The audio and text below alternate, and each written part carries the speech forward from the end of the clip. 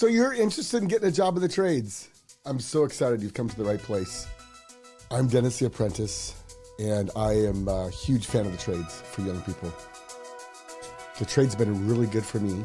One of my great passions is helping young people find the trades because I was a good kid. I worked really hard. I did lots of things right, but I didn't find the trades till I was 26 years old. There wasn't a lot of education about how the trades work, and it's still true today. It's getting better, but if you're going into the trades, it's kind of a school of hard knocks a lot of times, right?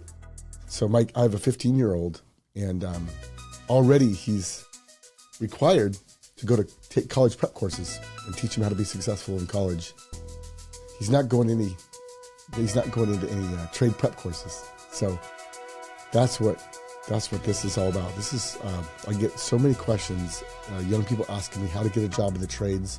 They might have applied a couple places and nothing happened, and they're kind of confused and don't know what to do next. So you're in the right place. I'm going to teach you right now through this little free course how to get a job in the trades. All right. So first thing is understand what you're asking for. You're actually not asking for a job. You're not looking for a job or asking for a job.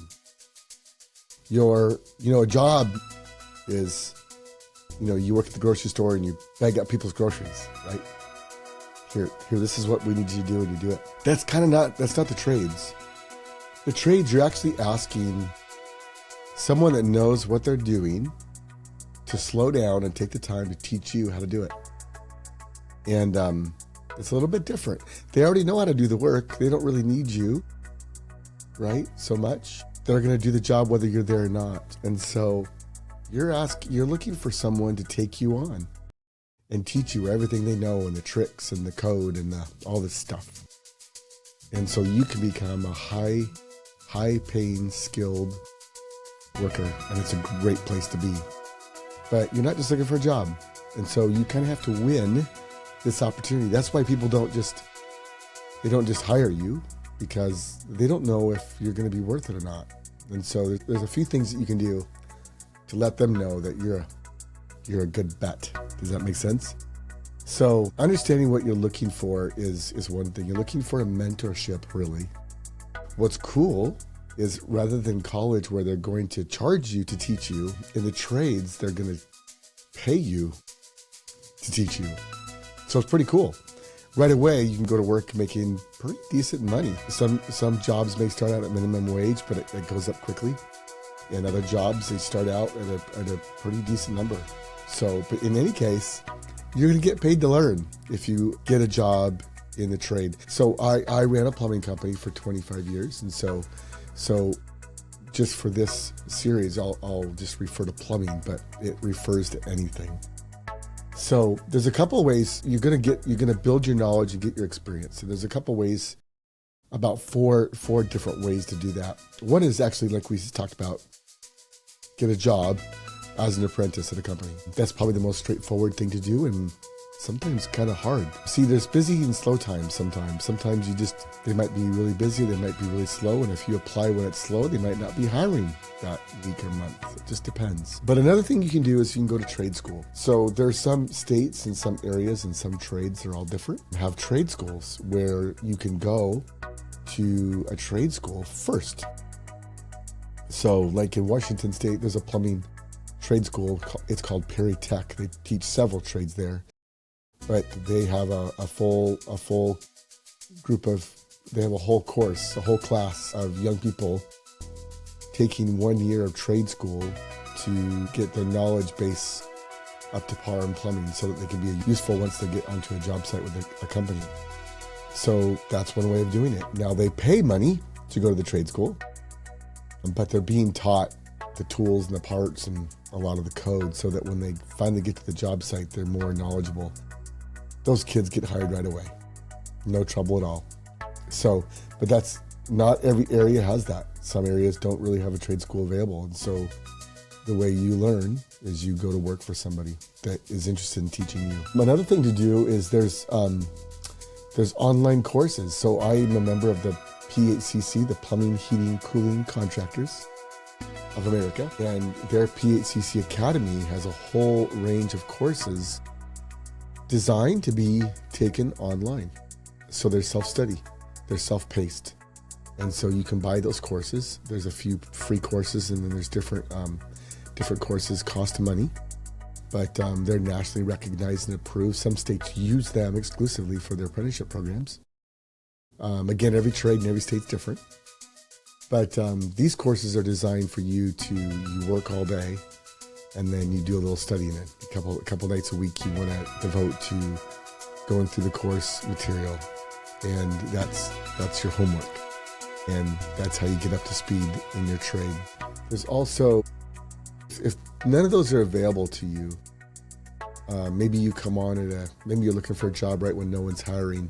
You don't just give up and go to work at McDonald's or the grocery store. If you're interested in being a plumber, then start building your knowledge base. Another way to do that is to go to work at a supply house. All the plumbers go to a couple different supply houses in town to get the parts. And so, what a great place to be. Go work at the supply house. Oftentimes they're hiring, and you start by pulling parts and fulfilling orders. And what happens is you start to learn the parts and their names and how they go together and what goes with what. And you also start to build relationships with plumbers and plumbing companies. Pretty good idea, huh? That's another way to build your knowledge base and start building relationships with plumbers. And when they know you and like you and see that you hustle and all that, it won't be long before you have a job in the trades and you're learning and you're an actual apprentice. The other thing maybe to be clear about is, so in college you get a degree, and a degree is basically they give you a set of classes to take, right? And it might take 2 years, 4 years, 6 years to take this set of classes. And when you've taken them and you've passed them, you get a degree. And the degree says you have successfully taken these classes. We don't have degrees in the trades. We have licenses. The license says you've put in so many hands-on hours. Typically, this is what it means. Again, every trade in every state's different. But it typically means that you've put in the hours, the hands-on work, and then you've taken some kind of state board, a big test. There's usually a 1 day that is set aside where you've qualified, you have the hours logged on your apprenticeship, and now you have served your time, and you can now take the verbal test. Sometimes it's a verbal test. Sometimes it's a written test.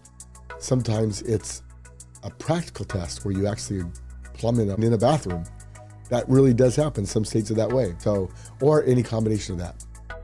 But once you pass that test, then you get a license, and the license just says you have this much experience, hands-on, and you've proven that you know the material and know the code, and you're safe to work on your own and doing this kind of work, and you're even free to teach someone else how to do it. Pretty cool, huh? So that's how it works. The colleges have their degrees and the trades have their licenses. That's how that works. So you will need to, whatever state you're in, you're going to need to Google how to become a plumber in the state of Washington. Excuse me. And it will tell you. So every state's different. Every trade's different. Just Google it and figure that out. Some states and trades will require you to get a trainee card. Like the state of Washington, you got to pay a small fee, like it's $115 or something, and you get a trainee card, which means now I am now actively working as an apprentice. I'm able to actively work as an apprentice, and now I can be given hours. So when I work 10 hours, someone will sign off that I've worked 10 hours and start to build my experience, right? If you don't have that trainee card, you might work for 2 years for a plumbing company, but you won't get those hours, which will mean you can't qualify to take the test, which will mean you can't get your license. So, which will affect pay and what kind of jobs you can do and everything else. So you want to make sure that you are signed up under whatever training or apprenticeship program your state has for your trade. And then also every group of everything has their association. I mentioned the Plumbing, Heating, Cooling Contractors of America. It's an association of plumbing, heating, cooling contractors that come together nationally and statewide and even regionally to get things done that these contractors couldn't do on their own. That's another place to learn about your trade. So if you want to be a plumber, you just look up PHCC of your state. It'll pop up, and then you can give them a call and find out how things work in your trade, in your industry. That's how it works.